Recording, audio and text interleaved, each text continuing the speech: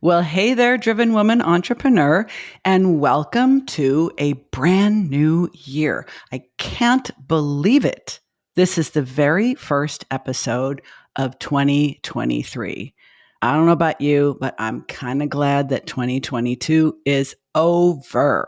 So, this no BS, hard hitting, straight shooting solo episode is called How to Know If You Are Coachable. Now, spoiler alert, coachability is not a set it and forget it. It is not a one and done because each of us varies on how coachable we are depending on the situation, where we are in our life and in our business, and so many other variables that I want to get deep into in this episode. Now, if you're wondering if this episode is for you, I really had three different groups of people in mind when I planned to record it. One, if you want to kick off this year and kick your business into high gear by hiring a coach, you absolutely need to know before you do that if you are coachable. Second, if you have worked with coaches in the past and had less than stellar results and don't really know why, this is also for you because it's possible that your coach just wasn't the right person for you. It wasn't the right time. The goals weren't clear. It's also possible that your outcome was related to the fact that maybe you were not really coachable at that time. And the third group of people it's for are for coaches because we need to be coachable too. And we need to have really good guidelines for ourselves for who we choose to work with based on their readiness to work with us. Make sense? Okay, so we're going to get right into it. Just want to give you a little bit of intro music because I don't know, I still like that kind of thing. Be right back.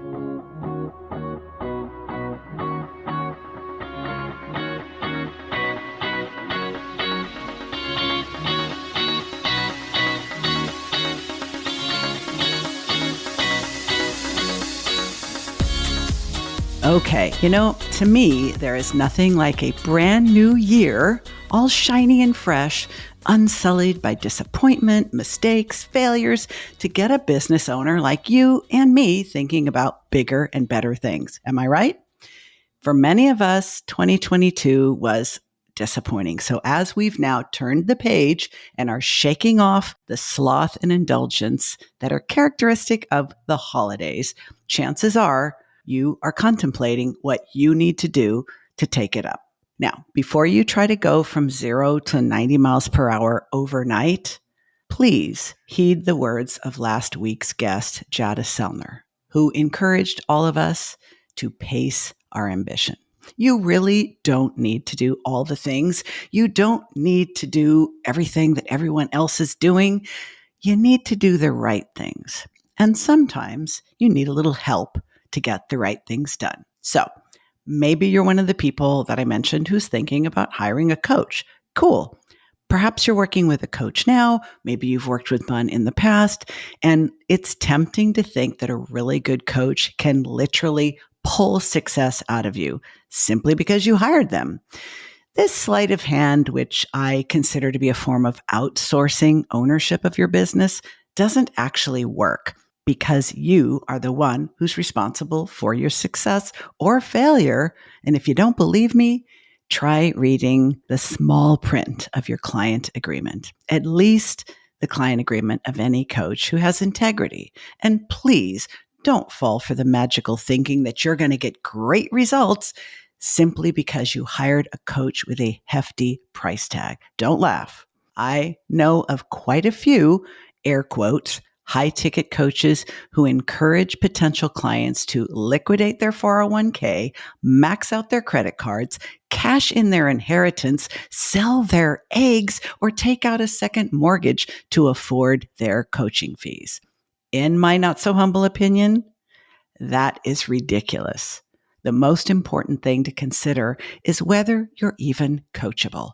There, I said it. Now, if you have a chance after you listen to this, go back, and listen to episode 135, where I talk about the differences between a business coach, a consultant, and a strategist, and how to know which one you need in your business at different points in time. I went into a lot of detail about the differences between them and why I personally use an application in my business.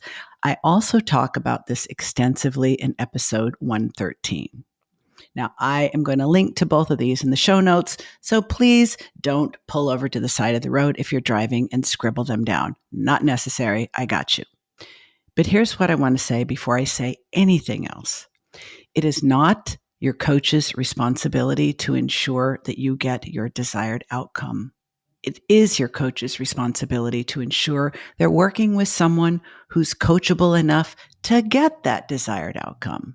Applied to me, I think it's my responsibility to act with integrity, to continuously expand and improve my knowledge and skills, and to invest in my own professional development so that I can be the mentor and leader that my clients need. However, I screen them for coachability because I don't want to take anybody's money or time when they don't have a shot at that amazing outcome that they want and I think deserve.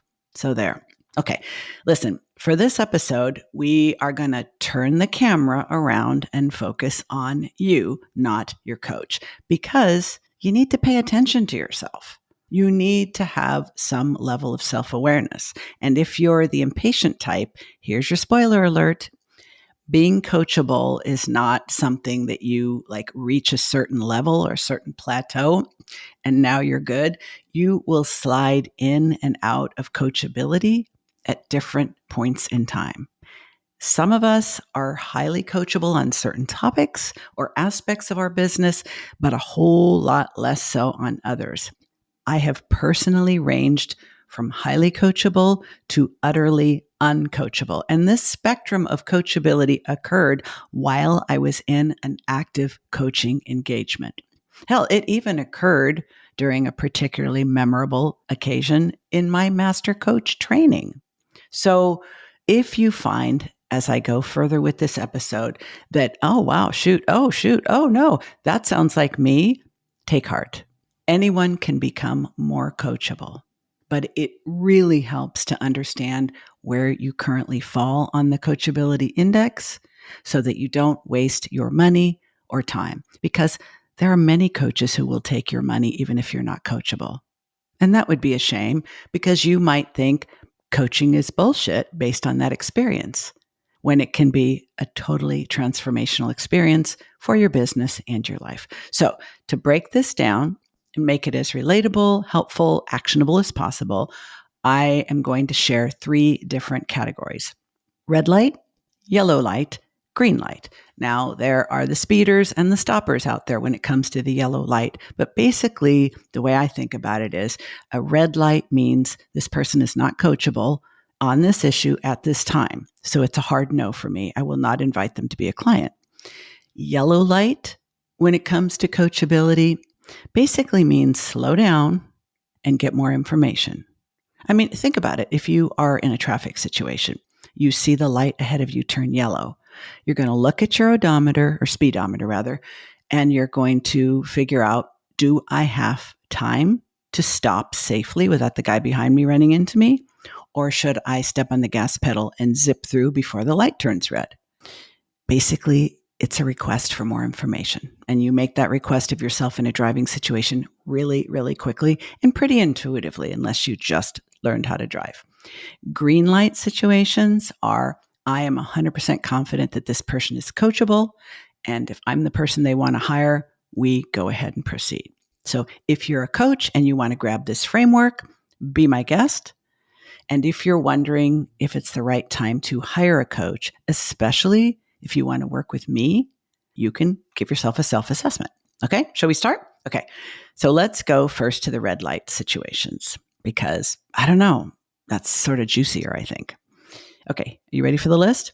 Number 1, and this is really a hard pass, someone who can't make decisions or makes decisions impulsively or second guesses all of their decisions endlessly. If you are an entrepreneur, you got to make decisions. You got to make a lot of decisions. And many of the decisions you make have to be made in the moment on the fly. So when someone has extreme difficulty making decisions, making good decisions, because they are either impulsive or indecisive, they're not coachable, at least not by someone like me. Next up, a deficiency in critical thinking and strategic thinking when it comes to business. A lot of people don't really realize when they start their own business just how complicated it is and just how many things they need to think about. There's a lot of intersections. There's a lot of unexpected events, and you need to think both critically and strategically. You simply cannot outsource all of those key decisions, no matter how good the coach you're working with is. Next on the list, significant trust and control issues. Now, if somebody shows up for a consultation with me talking about how their previous coach did them dirty, that is as much a red light situation as it would be if we were on a first date. Because people who have a lot of trouble trusting others and have trouble giving up control are going to have a hard time working with a coach. They're going to have a hard time hiring help. They're going to have a hard time doing anything that they can't do all by themselves. And working with a coach, a consultant, a strategist, any kind of helper in your business requires some faith in the process and willingness to be vulnerable. So folks with heavy duty trust or control issues, that's a red light for me. Next one, very passive, very dependent people. Now, those who show up to a consultation call and say, just tell me what to do and I'll do it. Now, if they mean I've been struggling with my content creation for 2 years and I just need someone to teach me their system so I can just do it, that's different. You probably want to hire a consultant for that, right? A content creation consultant. But someone who basically does not want to do the emotional labor of deciding key things about their business, like who do they serve, how do they serve, what are their prices. They don't want to make any of that decisions. They want to outsource all of that and say, just tell me what to do and I'll do that. That's a hard no for me, because sooner or later we're going to part ways. And then what are you going to do? It's kind of like never being able to launch your adult kids. Ew. Okay, next up, significant dysfunction when it comes to communication. People that are constantly blowing up your Voxer or emailing you, or people that ghost you, maybe because you had some agreement or accountability about doing something and they don't do it, and now they're ashamed or embarrassed, or they just don't want to have any questions, so they don't respond or they don't show up to calls. In that moment, you're not coachable. Now, listen, for the record and in full transparency, we've all been this person. We've been this person in our romantic relationships. We've been this person with our family members. We've been this person on the job, and we've been this person in our business. So have I.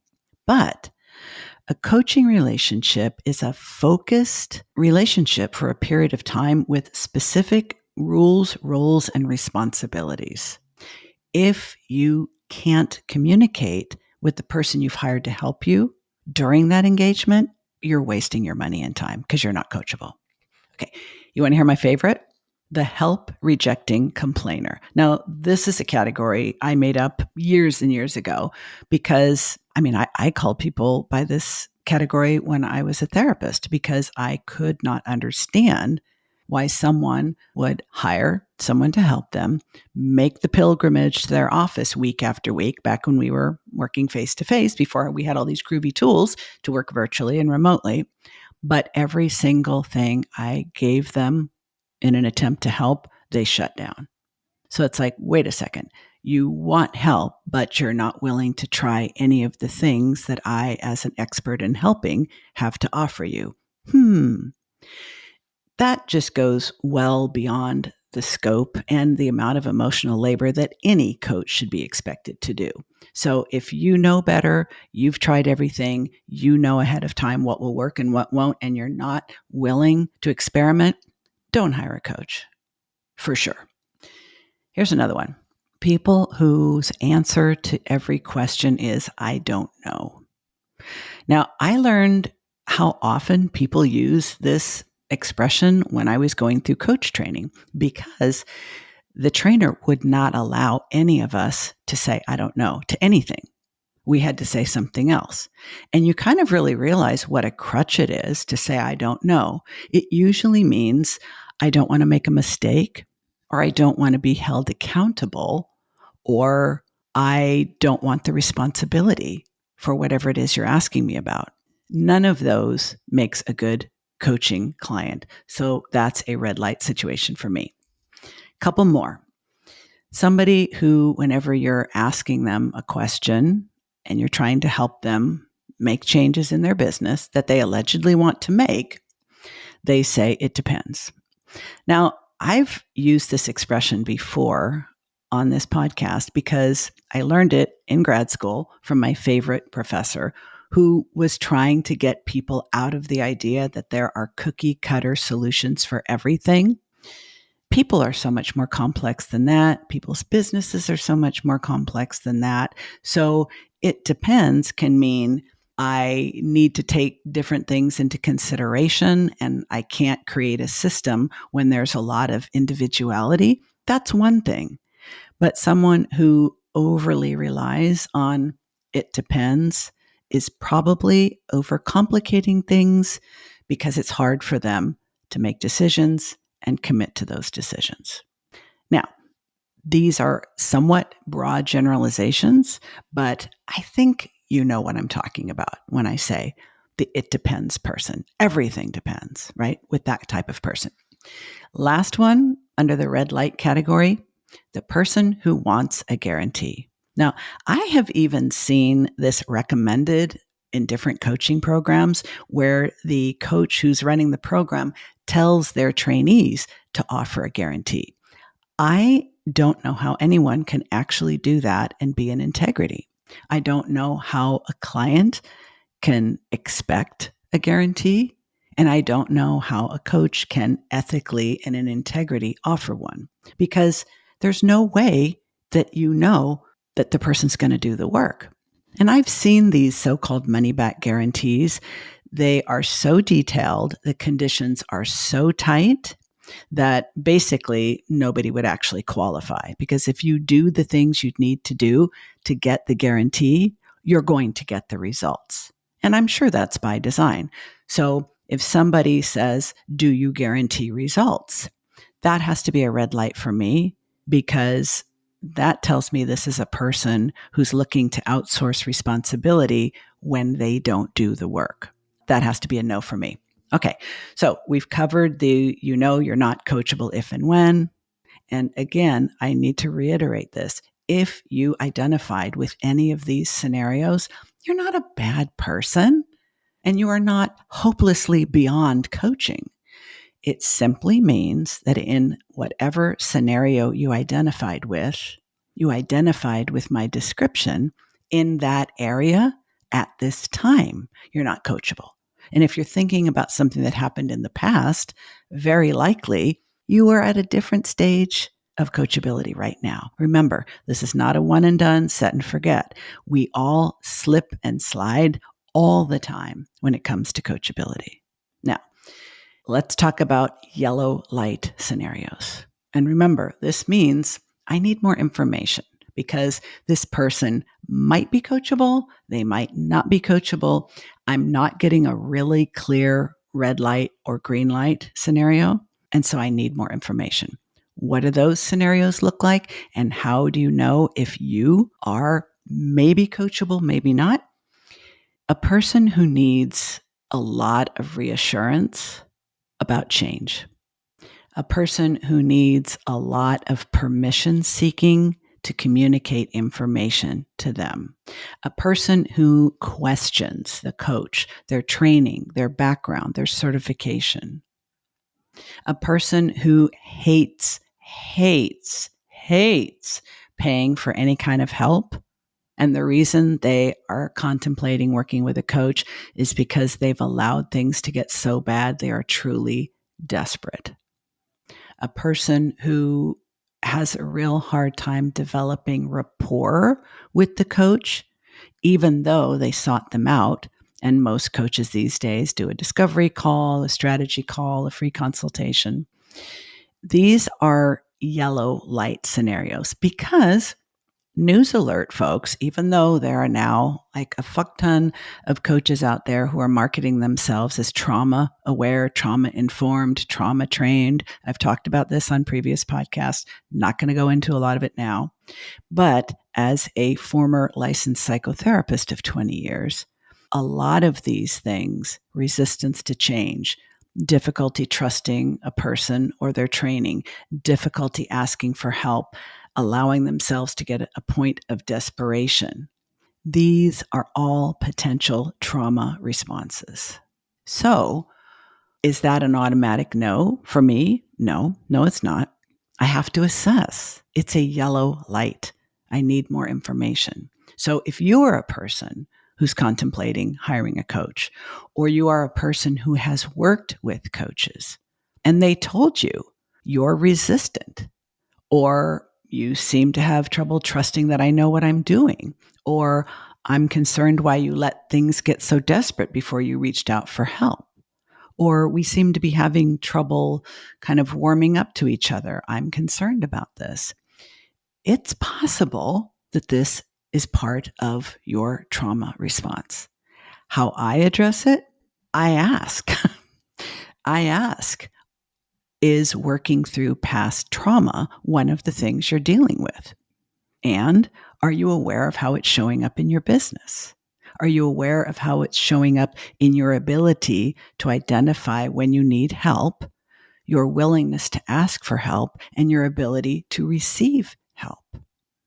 See, to me, it comes down to permission and consent. Now, I am a very direct person. I have a personality that some people really like and others find confrontational. What seems to be guarded, withholding, secretive to me might be a personality trait, or it might be part of someone's trauma response. But if I'm scratching my head about whether you're coachable or not, it's probably going to end up being a red light because let's face it, if someone is really skeptical or flat out disbelieving that coaching is a real thing and that it has anything to offer them, I'm really going to wonder why they're there. Sadly, a lot of people just follow the herd. They don't even know why they started a business. They don't know why they have the kind of business that they have, other than the fact that it seemed to work for someone else. So they just followed in their footsteps. And a lot of people, sadly, think they need to hire a coach because everybody else seems to be doing it. That's a terrible reason. That's a terrible reason to hire a coach. If you don't know why you're there, I don't know how you could possibly get tangible, meaningful benefit from it. Now, does that mean that if you have these trauma-related traits or behaviors or challenges that you're not coachable? No, it doesn't mean that. But if you're talking about me, working with me, I'm going to need to know a little bit more about how you are dealing with that trauma and whether or not you are getting that need met in another way. Just because I've been a psychotherapist doesn't mean I'm one now. And as a business coach and strategist, I cannot also be doing therapy with you. A lot of people don't really understand that. They think, wow, cool. I can hire a coach who's also a therapist. That's like a twofer. No, it's not. It means you are hiring a psychologically sophisticated coach who's very well educated, very well trained, and acts with integrity. That's what it means. I can't be your therapist. You might be in therapy and working with a coach. That happens all the time, and that can be terrific, provided everybody kind of stays in their lane. But if it's really painful for you to recognize when you need help, to give yourself permission to get help, and then allow yourself to receive it, coaching may not be the right approach for you because, in my opinion, under those conditions, you're not very coachable. Okay, now I'm sure you are dying to hear my green light list. So I want to take a hot minute to share this first, and then I'll be right back with the traits, behaviors, and attitudes that make someone coachable. Be right back. A very pivotal moment in our work together, because I feel like I've always heard you teach people how to treat you, but I never really got it. I feel like that is boundaries 101. If you don't set your boundaries, then people don't know where they are. So then when they step over those and you don't do anything, they keep moving. Then they become nothing. And I think that's the problem I had specifically. Hey, it's Diane with a quick interruption to the episode because I've got a couple questions I just need to ask you. One, are you where you want to be in your business? Are you making the money you want to make, working the hours you want to work, seeing the clients that you want to see, and getting the income and impact that you went into business to get? And if the answer is no, what's holding you back? Why is there a gap between where you are and where you want to be? Do you know the answer? In my experience working with female solopreneurs, so many of them don't even really know what's standing in their way, and that is so frustrating. So I created a little quiz called What's Holding You Back? There's a link to it in the show notes. If this is you, please take the quiz, and if you do, DM me on Instagram at Coach Diane Wingert and let me know your results. Now, on the other hand, if you already know what's holding you back, if you already know what the obstacles are that are getting in your way from achieving the income and impact that you deserve and desire, then I don't want you to take the quiz. Forget about the quiz. Go directly to the other link in the show notes and book a consult with me. I may be the very coach, and this may be the year that you put all of that behind you and really have the business that you went into business to have. For everybody else, keep on listening. And if you find value in what you hear, don't forget to leave me a rating and review on Apple or wherever you're listening. Here we go, back to the show. Okay, you ready for the green light list? Let me just say, you don't have to be a meditator. You do not have to be someone who practices mindfulness. However, I think it's a really, really good sign if a person who's considering working with me practices meditation or mindfulness or is at least familiar with mindfulness. And let me tell you why. Even if you don't know anything about mindfulness, what I'm about to tell you will be like, oh, is that what it is? At its most basic form, living in a mindful way comes down to three things: being open, being curious, and being non-judgmental. How would that look? And why does that have anything to do with coachability? Well, let me tell you. Being open includes being open to examining what's working and what isn't working in your business. It means being open to trying new things. It means being open to getting feedback. It means being open to having someone point out your blind spots, your biases, and where you're holding yourself back. You have to be open for that kind of business, so to speak, to really be coachable. When it comes to curiosity, like, call me a weirdo, but I'm really curious about why I do what I do. I'm very self-reflective and introspective, and I love working with people that are too, because when we're curious about ourselves, we tend to be curious about other people and about the way things work. And what I love about people who are curious is this: they're willing to try things even if they don't know for sure how they're going to turn out. This is the fundamental risk-taking nature that all people who are self-employed, whether they call themselves an entrepreneur, a freelancer, a coach, a consultant, an agency owner, an independent professional, you kind of have to have some level of curiosity, because there is no blueprint, no roadmap, no step-by-step guidance that is going to get you the exact business that's right for you. I know there's a lot of cookie cutter programs out there, but people are not cookies, in my opinion. And sooner or later, if you follow those step-by-step approach programs, it's going to crumble because it's not going to reflect you and your individual personality traits, your individual preferences, the way you like to go about things, how you solve problems, how you make decisions. There is no perfect fit situation. So curiosity makes you coachable because it means you're willing to try things. Non-judgmental, that's the last piece of mindfulness that I think makes someone super coachable. Non-judgmental towards themselves, towards others, and towards their own experiences.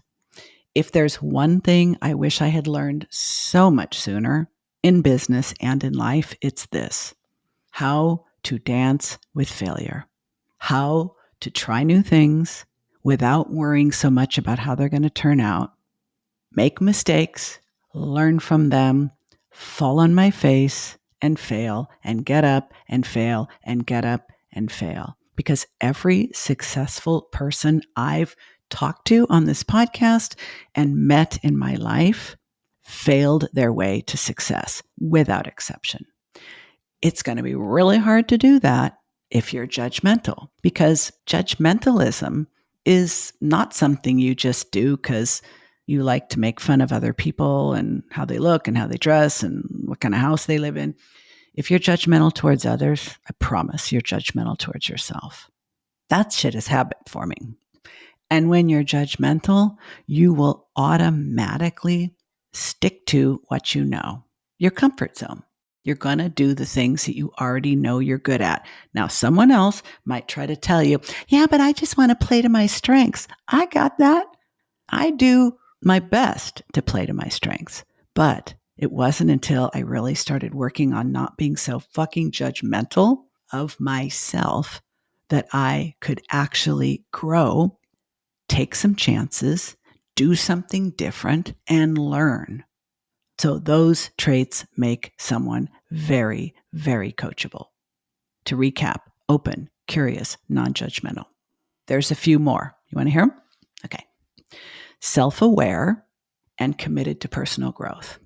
It maybe goes without saying if you're hiring a coach that you are committed to personal growth, but I've certainly met people who really don't want to hire anyone. They really don't want to need anyone.